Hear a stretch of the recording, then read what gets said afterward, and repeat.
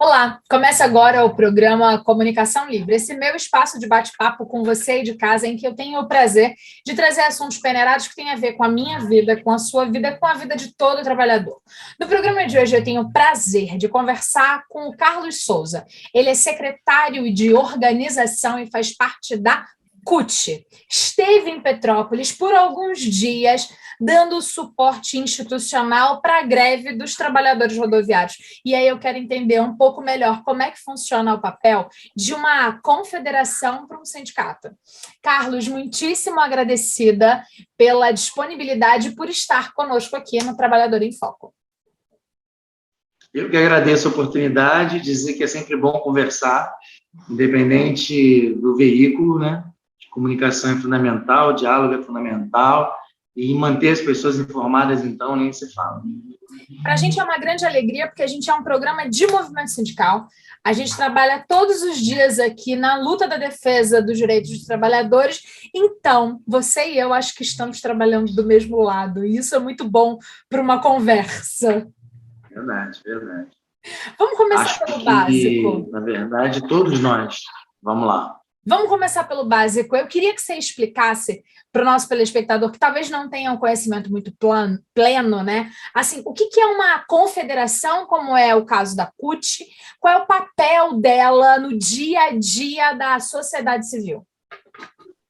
Então, a CUT não é uma confederação, ela é uma central. É acima de confederação? É acima de confederação. Existem algumas centrais, né, sindicais no Brasil. A Central Única dos Trabalhadores foi criada na década de 80 com o objetivo de ser, né, uma espécie de um canal, né, de unificação das bandeiras e reivindicações dos trabalhadores. E a gente chama a nossa central de uma central classista, né? Ela está para além de só as categorias, ela tem o objetivo de classe, de unificar a classe trabalhadora para que juntos tenham mais força, né, nas suas reivindicações, na busca por uma sociedade melhor.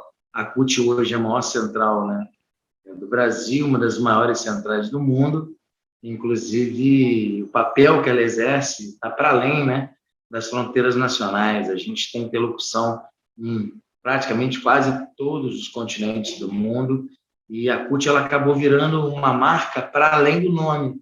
Ela virou uma proteção, uma fonte de inspiração. A gente chama de projeto ideológico da classe trabalhadora. Legal.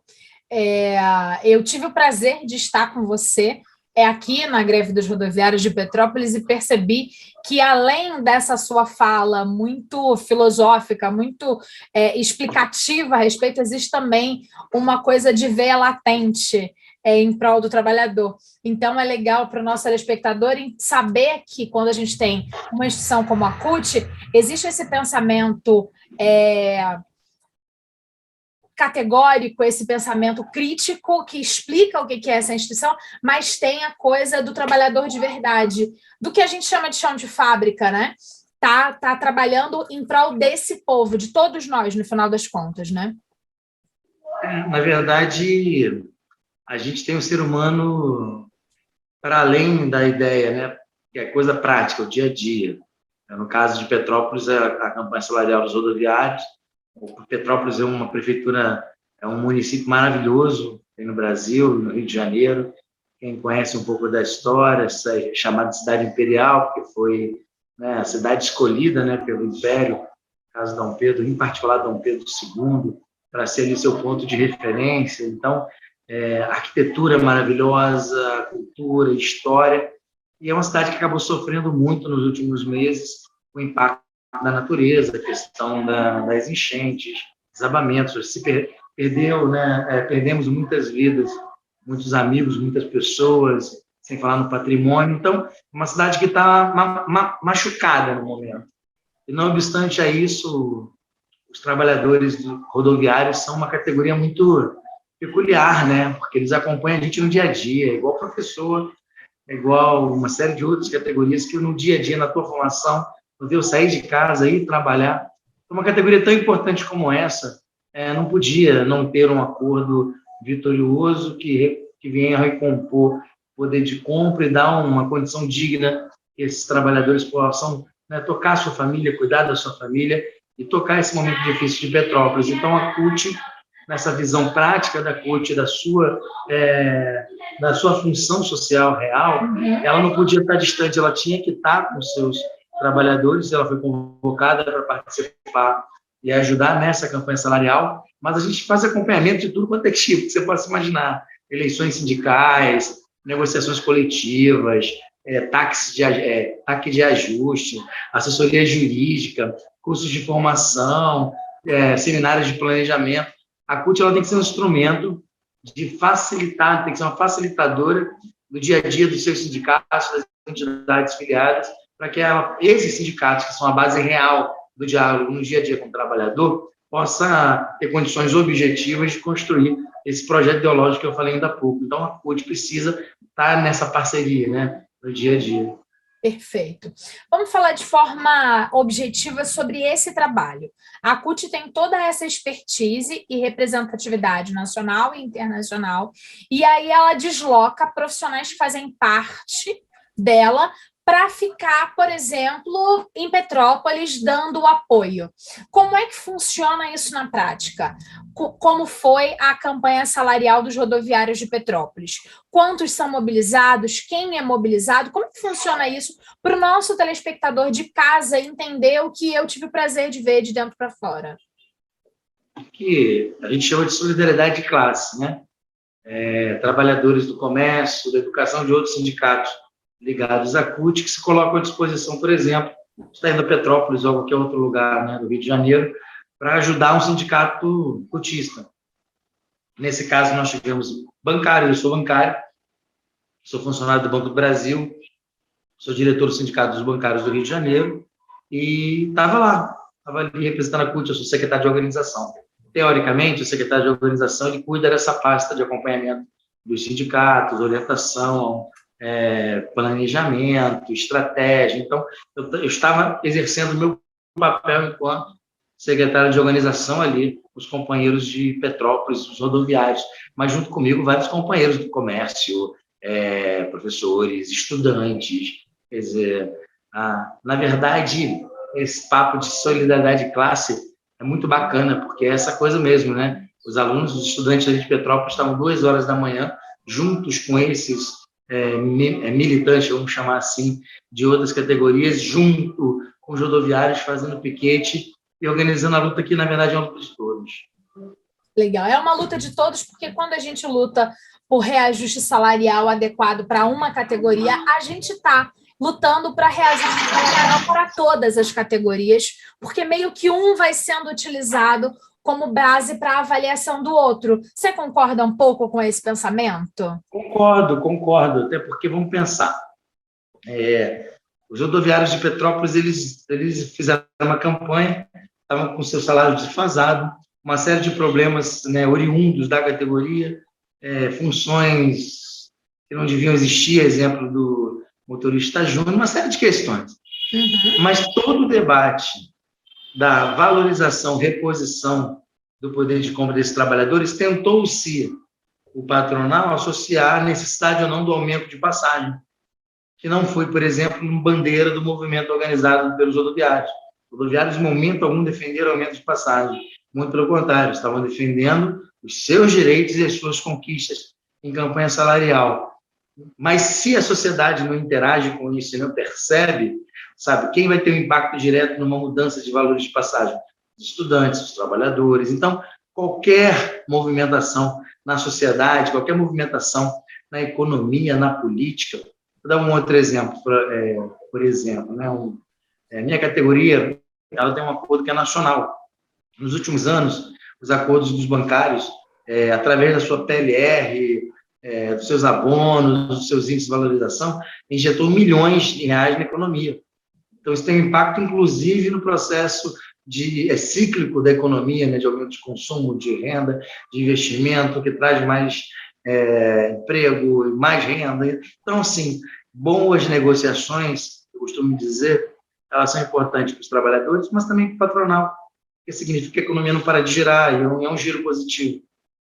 Quando você ganha, qualquer pessoa sabe disso, né? E vive muito isso. Quando você ganha melhor, você gasta mais. A maior parte dos brasileiros não tem sequer como guardar dinheiro. E a gente está falando de consumir mais. Você come mais, você sai mais, você consegue ir ao cinema, quem sabe comer a pipoca, trocar o sapato, comprar uma camisetinha a mais, né? Então, Exatamente. Faz a coisa girar o tempo todo. Agora, vocês vieram com a expertise de uma negociação profissional, eu diria, né? E aí, para isso, qual é o papel da CUT quando ela para, junto com um sindicato, como foi o dos rodoviários, para ajudar no processo de instrução? Ou a diretoria do Sindicato de Petrópolis, por exemplo, está no primeiro mandato. Então, nunca tinha produzido por conta própria uma movimentação e uma manifestação com tanto peso. Até porque a gente teve 2 anos de pandemia e aí sequer a gente conseguia ter muitos encontros presenciais. O que vocês instruem para os sindicatos nesses momentos de negociação na ordem da prática, para poder executar uma atividade como a que foi feita em Petrópolis? Eu acho que negociação, no momento da economia que a gente está vivendo, é um momento extremamente prejudicado, a economia nacional, fruto dessa política incoerente construída pelo governo federal, um governo que não nos representa, né? A gente respeita democraticamente a eleição, mas a gente não consegue entender quem está no comando desse avião maluco. Eu tinha um filme na minha infância que chamava Aperte o Cinto, que o piloto sumiu. Esse piloto ele nunca existiu, né? Ele disse que esse governo. Então, e a economia responde a isso. Nós estamos com as maiores taxas de desemprego nos últimos 10 anos, estamos com um problema real, né, de inflação no centro do mercado. Você vê o quilo da cenoura, R$15, o quilo da batata, R$20, o tomate quase R$23, quer dizer, o quilo de carne é R$70. Eu fico imaginando como é que os trabalhadores hoje assalariados, com salário mínimo defasado, conseguem manter minimamente a saúde alimentar de sua família. Quanto mais pagar aluguel, pagar transporte, lazer, então... Então, o papel negocial é fundamental, porque nenhuma categoria investe em greve. Nós não achamos que a greve é uma coisa boa. A greve é uma coisa necessária em algumas situações, mas a gente tenta evitar a greve ao máximo. Principalmente uma greve de transporte, que é uma coisa que vai ter impacto em toda a sociedade. A greve é o último instrumento utilizado pela classe trabalhadora. O principal instrumento é o diálogo, é a negociação, é a mobilização, é a informação. Então, quando a gente privilegia mesas de negociação, a gente entende que é um modelo que tem que ser bom para o patronal e tem que ser bom para os trabalhadores. A gente costuma chamar de modelo ganha-ganha, onde todos que estão ali têm que ter vitórias e conquistas para que a gente continue investindo no modelo de negociação. Perfeito. Agora, quando esse modelo de negociação ele não avança, por algum motivo, ele vai estagnar, ele vai parar, ela tem que ter o quê? Diálogo, categoria, que a categoria muitas vezes constrói estratégias, pode ser paralisações, estados de mobilização, em alguns casos, a greve. Nesse caso, por exemplo, os rodoviários, foi necessário uma greve. Foi uma greve engraçada, uma greve curta e muito forte. Um processo de adesão muito grande, muito ordeira, muito diálogo, sem necessidade nenhuma de violência, deixando claro que a CUT e os seus sindicatos são contrários à violência, à desordem. A gente quer convencer a classe trabalhadora para que ela, em si, lute pelos seus direitos, e foi o que aconteceu na campanha salarial dos rodoviários de Petrópolis. Agora, não é um processo fácil, né? Você tem uma ideia, a greve foi considerada ilegal pelo Ministério Público e pelo Tribunal antes dela existir, por exemplo. Acompanhou-se todo o procedimento da lei de greves, os prazos, as regras, os critérios. Mesmo assim, a desembargadora entendeu que a greve é ilegal. Nós temos direito inalienável da greve, direito à greve, direito de escolha. E, assim, nem a juíza, nem a desembargadora, nem o patronal, ninguém pode tirar dos trabalhadores um direito que está lá, garantido na Constituição, garantido nas leis, né? Então, assim, quando a categoria decide pela greve, o sindicato, e aí o Sindicato de Petrópolis fez isso de forma exemplar, tem que dar voz ao trabalhador, tem que dar voz àquele cara que está ali se mobilizando, se movimentando, e foi isso que aconteceu. Na verdade, a gente não fez nada, a gente só que acompanhou e ajudou e apoiou o conjunto dos trabalhadores rodoviários, né, na conquista das suas próprias vitórias. Então, é isso. Para nós também foi um prazer muito grande, porque é um trabalho muito gratificante. Você vê o desenvolvimento, o amadurecimento e o fortalecimento da luta dos trabalhadores.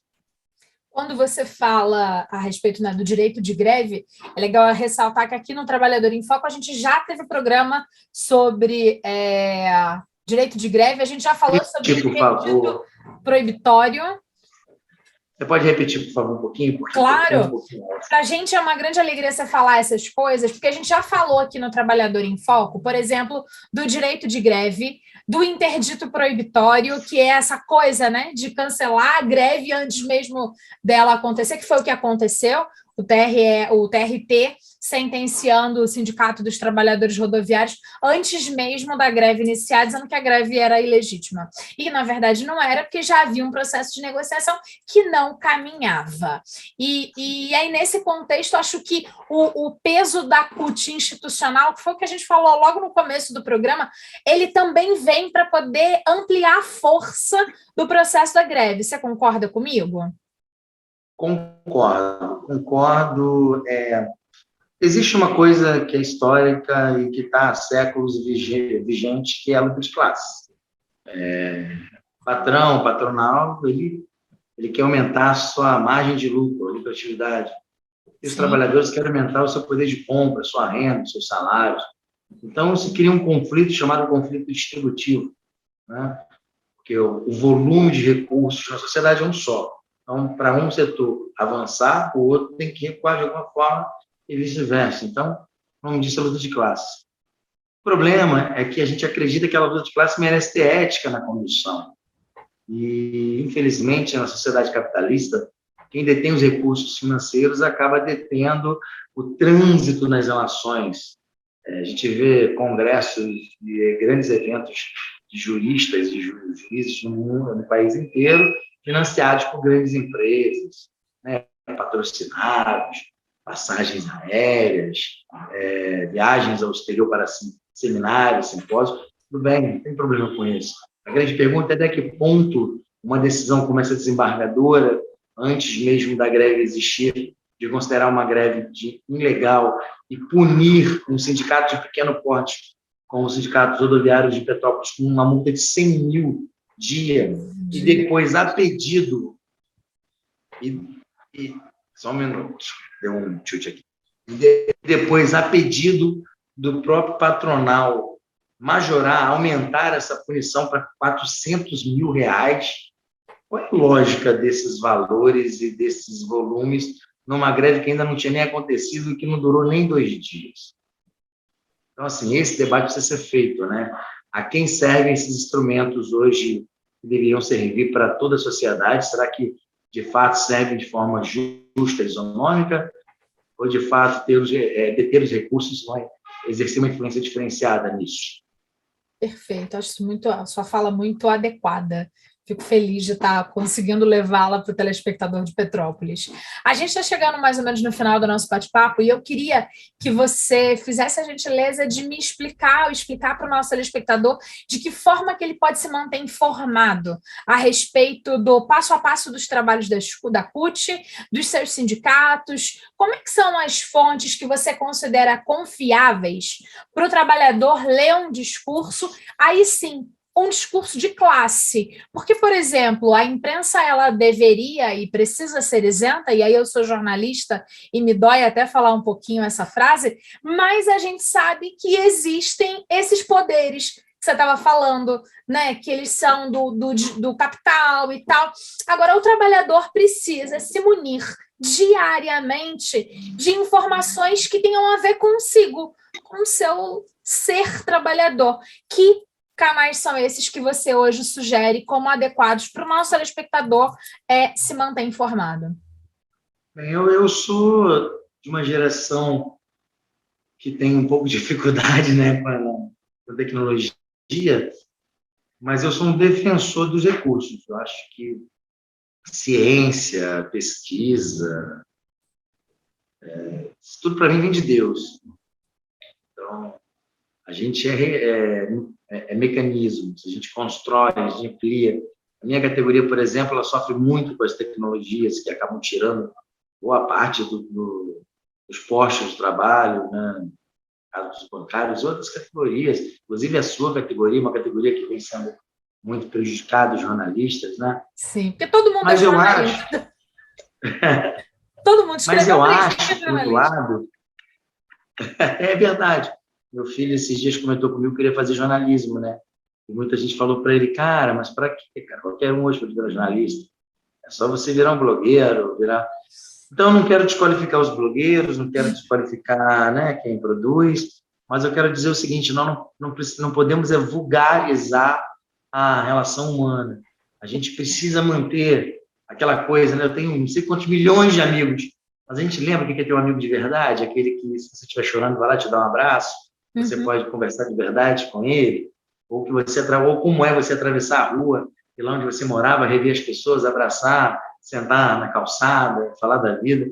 Então, assim, a gente pode ter o recurso, mas a gente não pode perder a relação direta, né?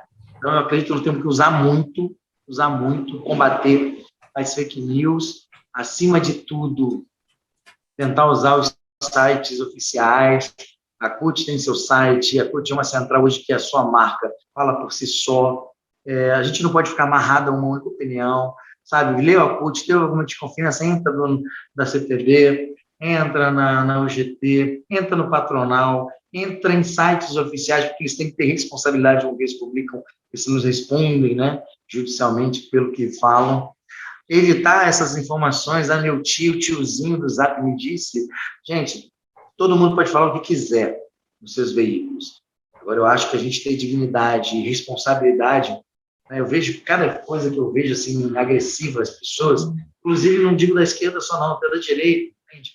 Eu acho que todo tipo de ação agressiva, para mim, eu já vejo com alguma resistência. Eu fico me perguntando, essa informação que estão me trazendo, primeiro, tem alguma coisa importante para mim? Segundo, ela faz bem, ela multiplica boas coisas, ou ela é só agressiva por si só? E a partir daí eu vou tentando desvendar e conhecer.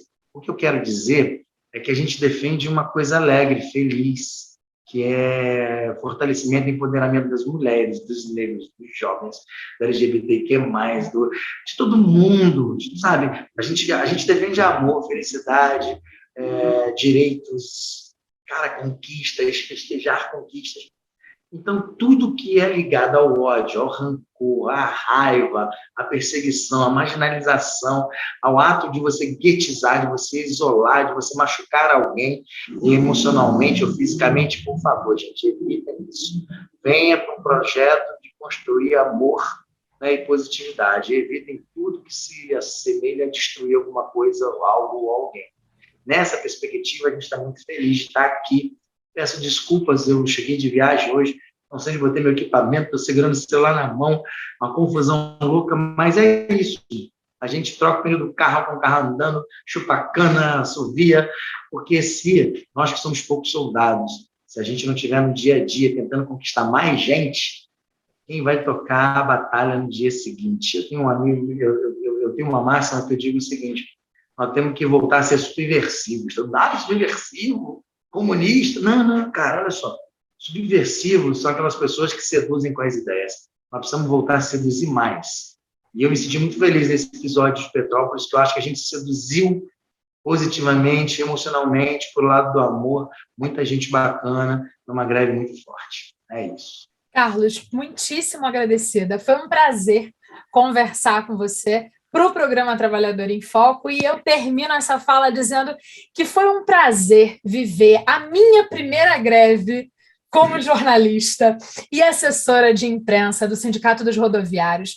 Eu tenho 20 anos de profissão em comunicação e foi a primeira vez que eu vivi pelo lado de dentro. E foi muito legal, foi muito bom ver a classe trabalhadora gritando e conquistando o que, em minha opinião, é o mínimo, que é o direito da ampliação da qualidade de vida por meio de reajuste de salário, por meio de acabar com a hora fracionada, por meio do reajuste da cesta básica. Foi uma grande alegria para mim conviver com você, com a equipe da CUT, junto com o Sindicato dos Trabalhadores Rodoviários, para conseguir mais para um pouco de nós. Obrigada. Beijo grande. Obrigada a você que ficou com a gente. A gente volta em breve com o novo programa Trabalhador em Foco, porque, meu querido aí de casa, a luta continua. Um abraço grande e até lá. Tchau, tchau.